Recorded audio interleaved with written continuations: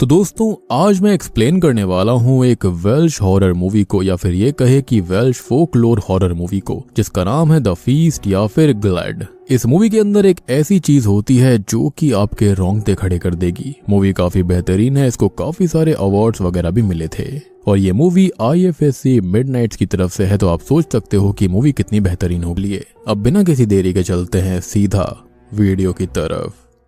Movie की शुरुआत होती है एक खाली जगह में माइनिंग को दिखाते हुए। वहां पर कुछ वर्कर्स काम कर रहे थे। सब कुछ पहले नॉर्मल था, लेकिन तभी माइनिंग के दौरान जमीन के अंदर से कुछ मिट्टी जैसा निकलने लगता है। तभी अचानक से उस वर्कर को कुछ होने लगता है और वो वहीं पर गिरकर मारा जाता है। उस वर्कर को देखकर ऐसा लग रहा था जैसे किसी ने उसे खत्म कर दिया हो। उसके कानों से खून आ रहा था, लेकिन वहां पर दूर दूर तक कोई नहीं होता। जिसके बाद हम एक परिवार को देखते हैं जिसके अंदर ग्विन होता है, जो कि एक पॉलिटिशियन है। उसकी वाइफ का नाम ग्लेंडा है। इनके 2 बेटे हैं, जिनमें बड़े बेटे का नाम ग्वेरिड है और छोटे बेटे का नाम गूटो। असल में इनका परिवार लंदन से होता है, लेकिन फिलहाल वो अपने फार्म हाउस पर आए हुए थे। ये फार्म हाउस ग्लेंडा का था और उसे ये फार्म हाउस उसकी माँ ने दिया था और ग्लेंडा यहीं पर पली बड़ी थी। अब यहाँ पर हम देखते हैं कि उनका फार्म हाउस काफी लग्जूरियस होता है। जिसके बाद हम एक लड़की कैडी को देखते हैं जो कि ग्लेंडा के फार्म हाउस पर आई थी। असल में ग्लेंडा के घर आज गेस्ट आने वाले थे और इसलिए ग्लेंडा ने कैडी को हेल्पर के लिए हायर किया था। कैडी पास में ही विलेज में रहा करती थी, लेकिन वो थोड़ा यहाँ पर लेट पहुँचती है, जिसके लिए ग्लेंडा उसे 2-4 बातें सुना देती है।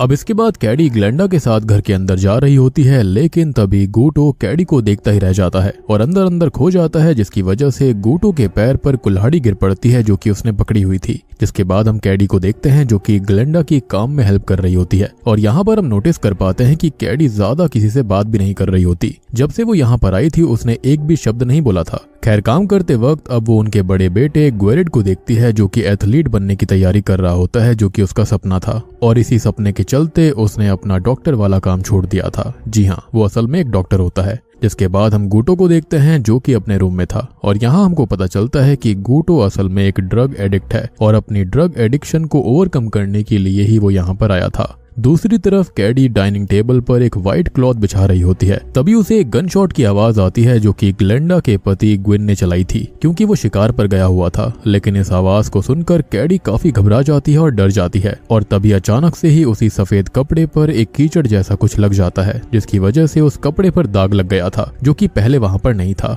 अब तभी वहां पर ग्लेंडा आ जाती है और उस कपड़े पर मड जैसा कुछ देखने लगती है। वो कैडी के हाथ को चेक करती है, लेकिन कैडी के हाथ बिल्कुल साफ थे। उसे ये लगता है कि शायद वो कपड़ा पहले से ही गंदा होगा और इसलिए वो उसे ड्राई क्लीनिंग करने के लिए ले जाती है। यानी कि यहाँ पर वो अभी भी कैडी को डांटना चाहती थी, लेकिन कैडी बच गई। अब इसके बाद कैडी काम करने लगती है और वहीं पर उसे एक पेंटिंग दिखाई देती है जो कि काफी अजीबोगरीब पेंटिंग थी, जिसके अंदर कुछ फ्लावर्स भी थे। अब कैडी उस पेंटिंग को एकदम करीब से देखने लगती है कि तभी वहां पर ग्वेरिड आ जाता है। अब वो अपनी माँ से कैडी के बारे में पूछता है तो उसकी माँ उसे बताती है कि आज रात तक वो उसकी हेल्पर बन के रहेगी। ग्वेरिड को देखकर ऐसा लग रहा था जैसे वो उससे आकर्षित हो गया था। खैर, इसके बाद कैडी बाकी काम करती है और इसी बीच हम कैडी को कुछ अजीब हरकतें करते हुए देखते हैं, जैसे घर के अंदर घूमना, हर चीज को छू कर देखना वगैरह वगैरह। जिसके बाद कैडी डाइनिंग टेबल को सजाती है, जहाँ पर वो उस पर एक फ्लावर पॉट भी रख देती है जो कि ग्लेंडा ने उसे रखने के लिए नहीं कहा था। खैर, इसके बाद में ग्लेंडा फ्रूट्स काटने लगती है और साथ ही साथ वो कैडी से भी बात कर रही थी, लेकिन उसकी बातों में उसे कोई भी इंटरेस्ट नहीं होता। ग्लेंडा उसे बता रही थी कि उसका हस्बैंड पार्लियामेंट में है और इसी बीच ग्विन वहां पर आ जाता है जो कि अपने साथ 2 रैबिट्स को लेकर आया था जिनका उसने शिकार किया था। उसको देखकर कैडी डर जाती है और बाहर आकर बैठ जाती है। तभी उसके पास में ग्वेरिड आता है जो कि उससे ये पूछता है कि उसे हुआ क्या है।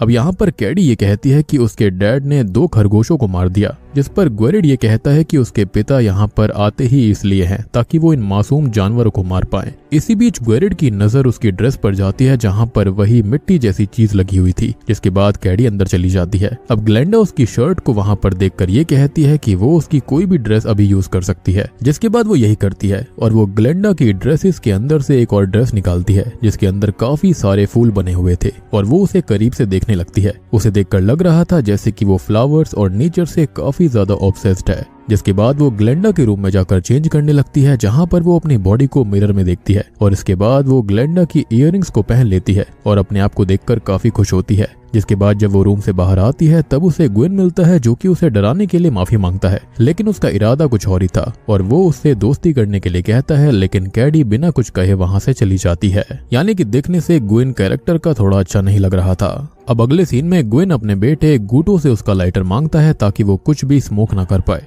यहाँ गूटो को उसके डैड काफी बातें सुनाते हैं क्योंकि उसका बेटा पूरी तरह से ड्रग एडिक्ट बन चुका था, लेकिन अभी वो थोड़ा बहुत ठीक हुआ है। जिसके बाद ग्वेन कैडी के पास जाता है और हम नोटिस करते हैं कि ग्वेन जब भी कैडी के पास होता है तब उसे पेन होने लगता है और उसके कानों के अंदर भी आवाजें उसको सुनाई देने लगती हैं। और इससे हम समझ पाते हैं कि कैडी कोई आम लड़की नहीं थी और यहाँ पर आने का उसका पक्का कोई ना कोई मकसद था। अब अगले सीन में हम कैडी और गूटो को साथ में देखते हैं। यहाँ गूटो और कैडी आपस में बात कर रहे थे। गूटो कैडी को बताता है कि ये जमीन उसके नाना जी की थी, जो कि बाद में उन्होंने उसकी माँ के नाम कर दी। साथ ही साथ गूटो उसे अपने बारे में बताता है, जहाँ पर वो ये बोलता है कि वो तो लंदन में रहता है और उसे लंदन बहुत पसंद है, वहाँ के बार, पब वगैरह वगैरह। ये सुनकर कैडी का कोई खास रिएक्शन नहीं था। खैर हम जानते हैं कि उसे लंदन क्यों पसंद था और गूटो को यहाँ पर ड्रग्स नहीं मिल रहे थे। अकॉर्डिंग टू हिम उसे ड्रग्स कैडी दिलवा सकती थी क्योंकि वो लोकल थी। जिसके बाद कैडी उसे जंगल में लेकर जाती है, जहाँ पर वो उसे नशीले मशरूम्स दिखाती है और गूटो उन मशरूम्स को कलेक्ट कर लेता है और उन्हें छुपकर ग्वेरेड भी देख रहा था।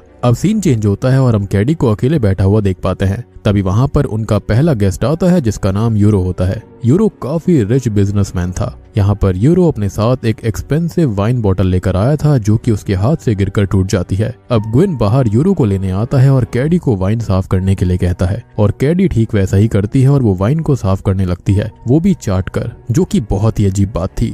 जिसके बाद वो एक वाइन बॉटल का ग्लास उठाती है और उसे अपने प्राइवेट पार्ट में छुपा लेती है और ये सब चीजें बहुत ही ज्यादा अजीब होती जा रही थी। यानी कि ऐसे कौन सफाई करता है। अब इधर हम यूरो और बाकी लोगों को देखते हैं और ग्वेन गूटो को उसके भाई को बुलाने के लिए भेज देता है। जिसके बाद गूटो उसके रूम में जाता है, जहाँ पर ग्वेरेड गूटो को उल्टा सीधा बोलने लगता है कैडी के बारे में, जिसकी वजह से वो वहां से चला जाता है। उधर हम कैडी को देख पाते हैं जो कि यूरो को देखकर खुश नहीं लग रही थी। फिर भी वो यूरो को नाश्ता सर्व करती है और फिर उसे वाइन भी देती है, जिसे पीते समय उसमें से बाल निकलते हैं। यहाँ पर यूरो जो होता है ये वही आदमी है जो कि ड्रिल माइनिंग करवा रहा था और वो ये सब मिनरल्स के लिए कर रहा होता है और जो स्टार्टिंग में माइनिंग हो रही थी वो भी वही करवा रहा था और इन सब में ग्वेन भी शामिल था। और यही रीजन था कि शायद कैडी ग्वेन को भी पसंद नहीं कर रही थी।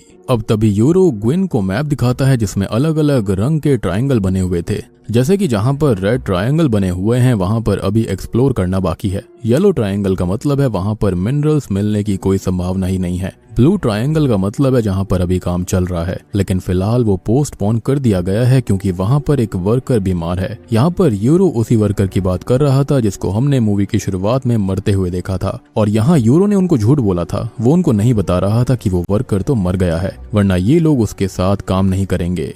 खैर यहाँ पर उसी ग्रीन ट्रायंगल वाली साइड पर उन्हें एक केव भी मिली थी जो कि एक अजीब बात थी। जिसके बाद आता है ग्रीन ट्रायंगल, जिसका मतलब उस जगह को एक्सप्लोर कर लिया गया है और वहां से उन्हें मेटल्स और मिनरल्स मिल चुके हैं। और वहां एक और ट्रायंगल था जो कि ब्लैक था और वो रिप्रेजेंट कर रहा था ग्लेंडा के फार्म हाउस को। दरअसल यहाँ पर भी मिनरल्स होने के चांसेस हो सकते थे और इसलिए उन्होंने यूरो से डील करी थी, जिसके अंदर यूरो उनके फार्म हाउस की जमीन पर माइनिंग करवाएगा और जो भी प्रॉफिट होगा वो ये लोग आपस में बांट लेंगे।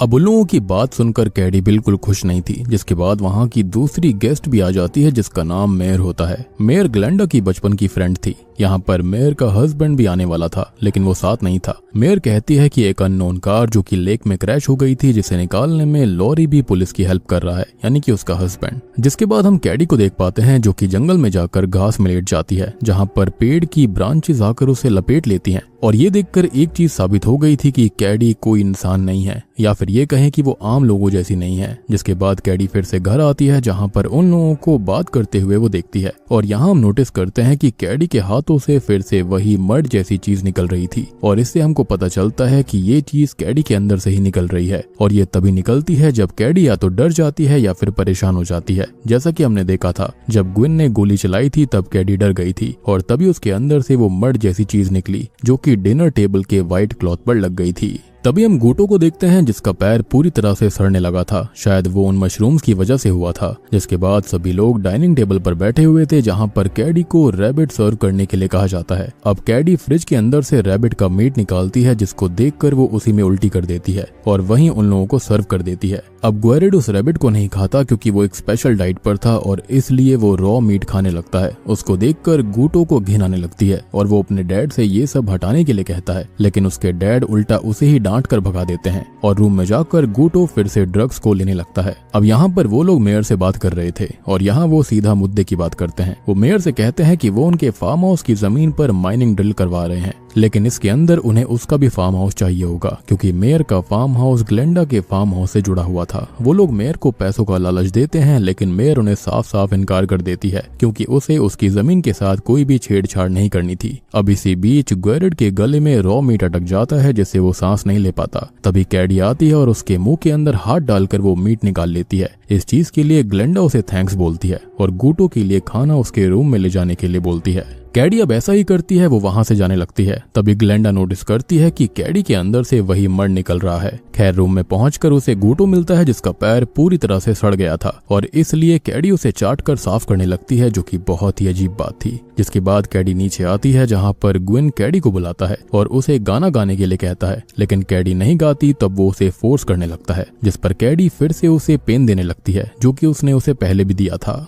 अब पेन के साथ साथ उसके कानों से भी आवाज आ रही थी और उसके कानों के अंदर चुभ रही थी। जिसके बाद कैडी वहां से निकल जाती है जहां पर उसे ग्वेरिड मिलता है। यहाँ पर उन दोनों का रोमांस स्टार्ट हो जाता है, लेकिन कैडी उसे जंगल की तरफ ले जाती है। अब इधर ग्लेंडा मेयर को वो अजीब सी पेंटिंग दिखाती है और वो पेंटिंग नहीं होती बल्कि इस जगह का मैप होता है। अब यहाँ ग्लेंडा उसे एक जगह बताती है। यूरो के अकॉर्डिंग वहाँ पर ढेर सारा मिनरल मौजूद है, लेकिन उस जगह पर कोई नहीं जाता क्योंकि वहाँ पर एक लेजेंड है जिसके अंदर एक क्रीचर या फिर स्पिरिट जैसी कोई चीज है जो कि फिलहाल सोई हुई है और अगर वो जाग गई तो अच्छा नहीं होगा। और यही बात मेयर भी उसे समझा रही थी, लेकिन ग्लेंडा इस बात पर विश्वास नहीं करती क्योंकि वो लंदन से थी, उनको इन बातों पर बिल्कुल विश्वास नहीं था। खैर तभी वहां पर मेयर चली जाती है क्योंकि उसे समझाने का कोई भी फायदा नहीं होता। अब इधर कैडी और ग्वेरिड जंगल आते हैं जहां पर गुटो ऑलरेडी पड़ा हुआ था, जिसको मेरे ख्याल से कैडी ही लाई होगी। यहाँ पर उसके पैर की हालत बहुत खराब थी, जिस पर कैडी ग्वेरिड से ये कहती है कि उसे गुटो का पैर काटना होगा वरना वो नहीं बच पाएगा। ग्वेरिड उसे ये करने से मना कर देता है, लेकिन कैडी के फोर्स करने पर वो उसके पैर को काट देता है, जिसके बाद वो दोनों इंटीमेट होने लगते हैं। इसी बीच कैडी अपने प्राइवेट पार्ट से बोतल के कांच का टुकड़ा निकालती है और उससे ग्वेरिड पर हमला कर देती है। इधर ग्लेंडा अपने हस्बैंड की हालत देखकर उसे सुला देती है और इसी बीच ग्लेंडा को विंडो से बाहर उसकी माँ दिखने लगती है। जिसके बाद वो बाहर आती है जहाँ पर मेयर उसके पास आती है। मेयर उसे बताती है कि जो कार लेक से निकली है वो किसी और की नहीं बल्कि कैडी की ही है, और तो और वो स्पिरिट भी अब जाग चुकी है और जागने के बाद उसे एक बॉडी चाहिए थी, इसलिए उसने कैडी की ही बॉडी का इस्तेमाल कर लिया होगा क्योंकि कैडी तो पहले ही उस लेक में गिरकर मारी गई थी। ये सुनकर ग्लेंडा डर जाती है और इधर कैडी घर आ जाती है और उसके कपड़े पूरी तरह से खून में सने हुए थे, जहाँ पर वो रॉड उठाती है। जिसके बाद वो ग्विन की तरफ बढ़ने लगती है। यानी कि अब आपको समझ में आया होगा कि क्यों यहाँ पर कैडी थोड़ी सी अजीब थी। शुरुआत से वो कुछ भी नहीं बोल रही थी। यानी कि इन लोगों ने कैडी को हायर तो किया था, लेकिन उसका एक्सीडेंट पहले ही हो गया। लेक में उसकी बॉडी गिर गई जिस वक्त वहाँ की जो स्पिरिट होती है या फिर ये कहें पूरे इलाके की जो नेचर स्पिरिट थी वो जाग गई थी, यानी कि गैया जाग गई थी। जिसके बाद उस स्पिरिट ने यहाँ पर कैडी को पजेस कर लिया और यही रीजन था कि उसके शरीर से वो मड भी निकल रहा था। अब कैडी के आते ही ग्विन का पेन बढ़ जाता है, जिसके बाद कैडी उसे एक रूम में लेकर जाती है जहाँ पर वो उसे रॉड देती है और ग्विन उसे अपने कानों में घुसा लेता है, जिससे उसकी वहीं मौत हो जाती है। ग्विन ने खुद को इसलिए मारा था ताकि वो इस पेन से मुक्त हो जाए। इधर ग्लेंडा कैडी को ढूंढ रही होती है और उसके लिए वो नाइफ अपने हाथों में रखती है। वो अपने रूम में जाती है जहाँ पर उसे वही फूलों वाली ड्रेस मिलती है जो कि कैडी ने पहनने के लिए निकाली थी। ग्लेंडा उसे पहन लेती है और बाहर अपनी बेटी को ढूंढने आती है, जहाँ पर ग्वेरिड गुटो की लाश को अपने हाथों में उठाकर आता है और ग्लेंडा के पास पहुंचते ही वो भी अपना दम तोड़ देता है, जिसको देखकर वो काफी रोती है। यहाँ पर उसका पूरा परिवार ऑलमोस्ट खत्म हो गया था। इधर यूरो आराम से टेंशन फ्री होकर खाना खा रहा होता है और वो खाना किसी जानवर की तरह खा रहा था क्योंकि वो काफी नशे में था।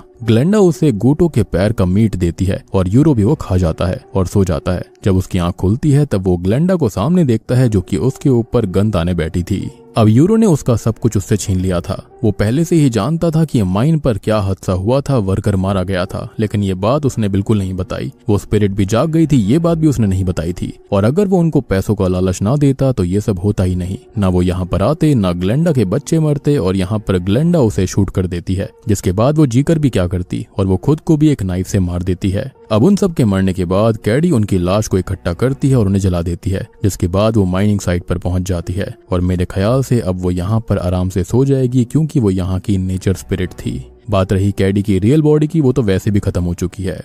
और बूम, इसी के साथ में ये मूवी यहीं पर खत्म हो जाती है। तो दोस्तों ये थी द फीस्ट फिल्म की कहानी। अब देखो हम बात करते हैं कैडी यानी कि उस एंटिटी के बारे में। तो जो ये कैडी होती है वो असल में एक स्पिरिट या फिर क्रीचर एंटिटी है, या फिर ये कहें कि नेचर स्पिरिट है। नेचर की गार्डियन ये हो सकती है जो कि नेचर और एनवायरनमेंट को गार्ड करती है। अब देखो हमने ये भी देखा था कि ये एंटिटी नेचर से कितनी कनेक्टेड थी। जब वो जंगल में घास में सोई हुई थी तब ट्री ब्रांचेस जो होती हैं वो उससे लिपटने लगती हैं, यानी कि वो नेचर से प्यार करती थी। तो इससे साबित हो जाता है कि वो सच में नेचर गार्डियन है, और जो भी नेचर के साथ खिलवाड़ करता है उन्हें इस एंटिटी का निशाना बनना पड़ता है, यानी कि इसकी रात झेलनी पड़ती है। और मूवी की शुरुआत में हमने देखा था कि जहां पर वो वर्कर मारा गया था, यानी कि पहली बार माइनिंग होते ही ये एंटिटी वहां पर आ गई, वो जाग गई थी, और यूरो ये सब कुछ जानता था। दूसरा सवाल कि ग्लेंडा ने यूरो को क्यों मारा, तो इसका सिंपल सा आंसर है क्योंकि यूरो ने ही उन्हें पैसे का लालच दिया था। और यहाँ पर सबसे ज्यादा शानी निकली मेयर, क्योंकि वो पहले से ही जानती थी कि यहाँ पर कोई ना कोई ऐसी एंटिटी रहती है और वो नेचर के साथ कोई भी खिलवाड़ करना नहीं चाहती थी। इन लोगों ने उसको भी पैसे का लालच दिया, लेकिन उसने एक्सेप्ट नहीं किया, जिसके चलते उसकी जान बच गई और इस नेचर ने, इस एंटिटी ने उसे कुछ नहीं किया। और देखो सबसे बड़ी बात है कि अगर यूरो उनको पैसे का लालच नहीं देता तो वो लोग यहाँ पर नहीं आते। ग्लेंडा ने खुद को इसलिए मार लिया था क्योंकि उसका इस दुनिया में अब कोई नहीं बचा था। उसका हस्बैंड, उसके दोनों बेटे सब मारे गए थे, तो उसके पास जीने का कोई मकसद नहीं बचा। उम्मीद करता हूँ कि आपको ये फिल्म पसंद आई होगी। पसंद आई है तो वीडियो को लाइक कर देना। और इस मूवी का नाम फीस्ट इसलिए है क्योंकि नेचर के लिए ये पूरा का पूरा एक फीस्ट होता है। बेसिकली आप कह सकते हो कि नेचर अपने आसपास के कीड़े मकोड़ों को साफ कर रहा था, जो कि ये इंसान थे जो कि गलत चीज करना चाहते थे। तो वीडियो पसंद आई तो लाइक कर देना, चैनल के ऊपर नए हैं तो सब्सक्राइब कर लीजिए। तो मैं आप सबको मिलता हूँ अगली वीडियो के साथ में, तब तक के लिए